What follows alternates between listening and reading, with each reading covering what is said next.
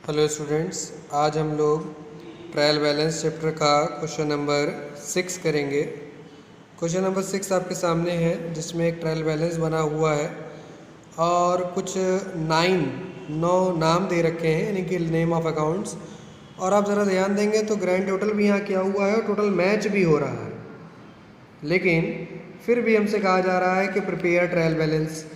ऐसा क्यों कहा जा रहा है? कंटेनिंग ऑब्वियस एरर्स, क्योंकि हो सकता है कि यहाँ पर जो नाम के सामने अमाउंट दे रखे हैं वो गलत जगह पर लिख गए हों। कई बार गलत जगह पर लिख जाने के बाद भी टोटल मैच कर जाता है ना। तो कई ट्रायल बैलेंस में अलग अलग प्रकार के एरर्स होते हैं, तो कुछ एरर्स ऐसे भी होते हैं जिनके गलती होने से भी आपको पता नहीं चलता, क्योंकि टोटल मैच कर जाता है। जैसे कि इस क्वेश्चन में 3,50,000 टोटल मैच कर रहा है, तो ऐसे में इसको आप सही करने के लिए एक करेक्ट ट्रायल बैलेंस बनाएंगे। वो कैसे बनेगा? आप सबसे पहले अपनी कॉपी पर इस तरह से ट्रायल बैलेंस के कॉलम बना लें। ट्रायल बैलेंस के कॉलम आपके सामने हैं, serial number, name of accounts, LF, debit balance and credit balance. और उसके बाद ये सारे के सारे 9, ये जो 9 नाम दे रखे हैं, ये सब यहाँ पर लिख लें और फिर उसके बाद एक एक अमाउंट करके लिखे जाएंगे। अब आप यहाँ देख सकते हैं कि जितने भी यहाँ पर नाम दे रखे थे नेम ऑफ अकाउंट्स, वो सारे नाम हमने यहाँ पर लिख लिए हैं। पूरे 9 नाम थे यहाँ पर, और ये सारे के सारे नाम जो यहाँ दे रखे थे वो हम लिख चुके हैं। अब एक एक अमाउंट को ध्यान से देखते जाना है और लिखते जाना है। इस तरह का क्वेश्चन भी एग्ज़ाम में आपके सामने हो सकता है, जिसमें आपको देखने से तो ये लगेगा कि हाँ टोटल बराबर है, तो इसका मतलब क्वेश्चन सही होगा, लेकिन ऐसा ज़रूरी नहीं है, क्योंकि आपको इसको चेक करना होगा इसके नेचर के हिसाब से। इसके नाम के नेचर के हिसाब से आपको पहचानना होगा कौन डेबिट है और कौन क्रेडिट है। जैसे सबसे पहला नाम है कैपिटल, तो कैपिटल का नेचर क्या होता है? क्रेडिट।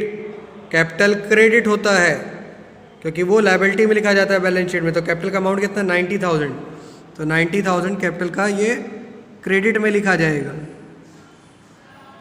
तो ये सबसे पहली गलती हम लोगों को यहाँ पर मिली है। दूसरा, यहाँ पर देखेंगे सेल्स, और सेल्स इनकम होती है, इसलिए वो क्रेडिट में लिखी जाती है, और ये क्रेडिट में ही है। क्रेडिट में है 2 लाख रुपए, ये क्रेडिट में ही रहेगा। ज़रूरी नहीं कि सारे अमाउंट गड़बड़ हों, कुछ अमाउंट सही भी होंगे, तो जो सही है उनको सही जगह लिखा रहने देना, उनको गड़बड़ नहीं करना है। उसके बाद है विविध लेनदार, सन्ड्री क्रेडिटर्स। सन्ड्री क्रेडिटर्स नाम से पता चलता है ये क्रेडिट होता है।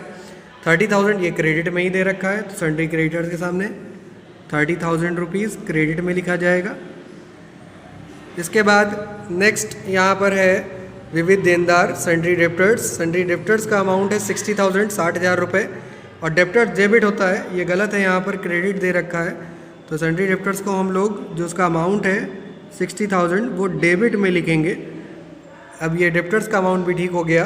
अब नेक्स्ट है यहाँ पर स्थिर संपत्तियाँ, फिक्स एसेट्स। सारे के सारे एसेट्स जो होते हैं वो डेबिट होते हैं, सारे के सारे एसेट्स डेबिट होते हैं। तो यहाँ एसेट्स तो वैसे ऑलरेडी डेबिट में ही दे रखा है 50,000 का, 50,000, तो फिक्स एसेट्स में डेबिट में यहाँ लिखेंगे 50,000 फिक्स एसेट्स के बाद नेक्स्ट है यहाँ पर सन्ड्री एक्सपेंसेस, विविध व्यय, और जितने भी एक्सपेंसेस यानी जितने भी व्यय होते हैं वो सब डेबिट होते हैं। ये गलत दे रखा है क्रेडिट में 20,000, इसको आप डेबिट करेंगे। सन्ड्री एक्सपेंसेस के सामने यहाँ पर आप डेबिट में लिखेंगे 20,000। सन्ड्री एक्सपेंसेस के बाद नेक्स्ट यहाँ पर आएगा ओपनिंग स्टॉक, और यह हम आपको पहले भी बता चुके हैं। ओपनिंग स्टॉक हो या क्लोजिंग स्टॉक हो, जितने भी प्रकार का स्टॉक होता है वो सब डेबिट होता है। तो ओपनिंग स्टॉक है 40,000 और क्लोजिंग स्टॉक है 60,000। यहाँ देख सकते हैं गड़बड़ लिखा है, अलग अलग जगह लिखा है, ये दोनों को डेबिट लिखना है। ओपनिंग स्टॉक है 40,000 और क्लोजिंग स्टॉक है 60,000, ये दोनों आपने डेबिट में लिख लिया। अब इसके बाद लास्ट में एक नाम बचा है परचेज़, क्रय, वो है 1,50,000, 1,50,000। जैसे कि सेल्स हमेशा क्रेडिट होता है, उसी प्रकार से परचेज़ हमेशा डेबिट होता है। ये नेचर से आपको पहचानना है कौन डेबिट होगा कौन क्रेडिट होगा। अब ये सारे नाम जब आपने लिख लिए तो अब आपको टोटल करना होगा, डेबिट का अलग और क्रेडिट का अलग। अब आप यहाँ देखेंगे तो हमने डेबिट का और क्रेडिट साइड का दोनों का टोटल कर लिया है। यहाँ पर ग्रैंड टोटल लिख दिया है ब्लैक पेन से, और टोटल दोनों तरफ मैच कर रहा है। 3,20,000, 3,20,000 दोनों तरफ बराबर है।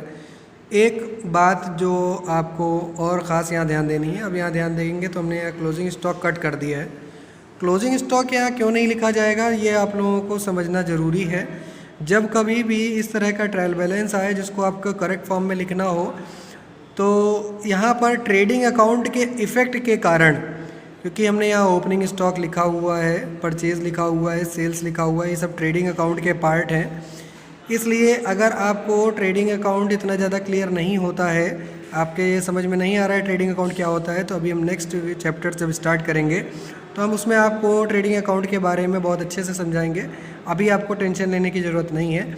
अभी आप फ़िलहाल इतना समझ लें कि जब भी इस तरह का करेक्ट फॉर्म का ट्रायल बैलेंस आए और उसमें कभी भी क्लोजिंग स्टॉक शब्द लिखा हो तो आपको क्लोजिंग स्टॉक नहीं लिखना है, बस इतना समझ लो अच्छे से।